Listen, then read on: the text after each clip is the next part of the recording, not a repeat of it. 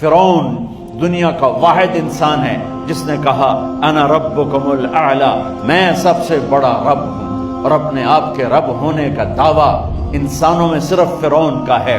اس کی باندی مسلمان ہو گئی، موسیٰ علیہ السلام کا کلمہ پڑھ لیا، ایمان چھپتا نہیں، وہ پتہ چل گیا۔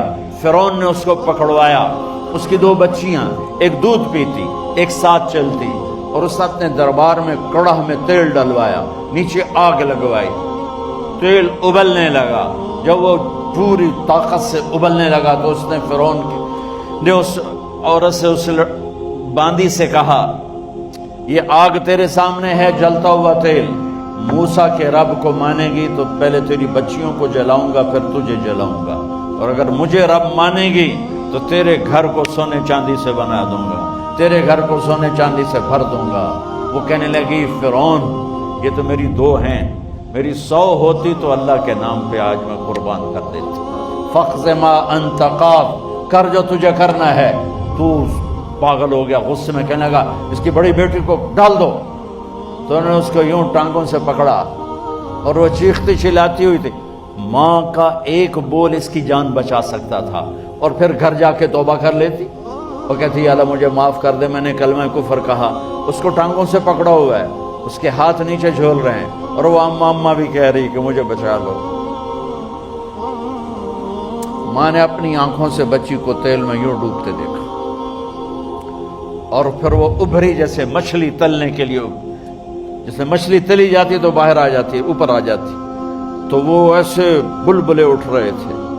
وہ ایک ہی لمحے میں اس کی تو جان گئی، ایک آنسو کا قطرہ اس نے نہیں نکلنے دیا اپنی آنکھوں سے، اور اپنے دل کو جب مضبوط کیا تو میرے رب کی غیرت، میرے رب کی رحمت محبت حرکت میں آئی۔ اللہ نے ماں کی آنکھوں سے پردہ ہٹا دیا، اور ماں نے اپنی بیٹی کی روح کو نکلتے دیکھا، اور وہ کہہ رہی ہے صبر کرو، جنت تیار ہے، جنت تیار ہے، بشرو۔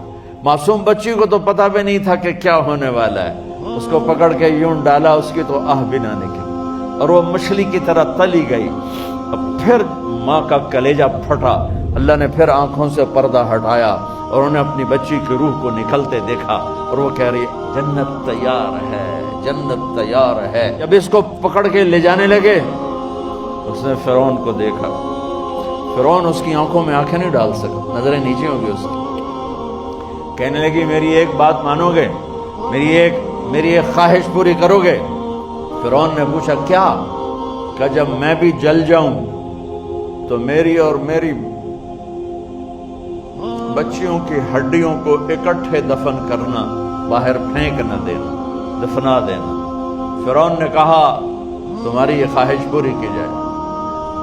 انہوں نے کہا پہ پیچھے ہٹ جاؤ، میں نے اللہ کو جان دینی ہے، مجھے دھکا دینے کی ضرورت نہیں ہے، میں اپنے اللہ سے ملنے جا رہا ہوں۔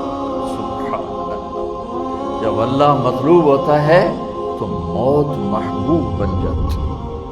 وہ چھلانگ مار گئی، اللہ اکبر کا نعرہ لگاتی ہوئی، ہڈیاں ادھڑ گئیں، گوشت ادھڑ گیا، ہڈیاں باقی رہ گئیں۔ فرعون نے کہا ایک ہی جگہ ڈال دو، سب کو دفن کر دو۔ دفن 2050 سال کے بعد میرے نبی کی سواری بیت المقدس جا رہی ہے، اور بیت المقدس پر جب وہ اوپر پہنچے ہیں تو مصر وہاں سے قریب ہو جاتا ہے۔ جب وہ اترنے لگے تو میرے نبی نے کہا جبریل جنت کی خوشبو آ رہی ہے، جبریل جنت کی خوشبو آ رہی ہے۔ کہاں سے؟ ابھی تو جنت اوپر ہے، ابھی تو اوپر جانا ہے، تو یہ زمین سے جنت کی خوشبو کیا آ رہی ہے؟ تو جبریل نے عرض کی یا رسول اللہ، فرعون کی ایک باندی تھی جو اللہ سے سودا کر گئی جان کا اور اپنی بچیوں کا،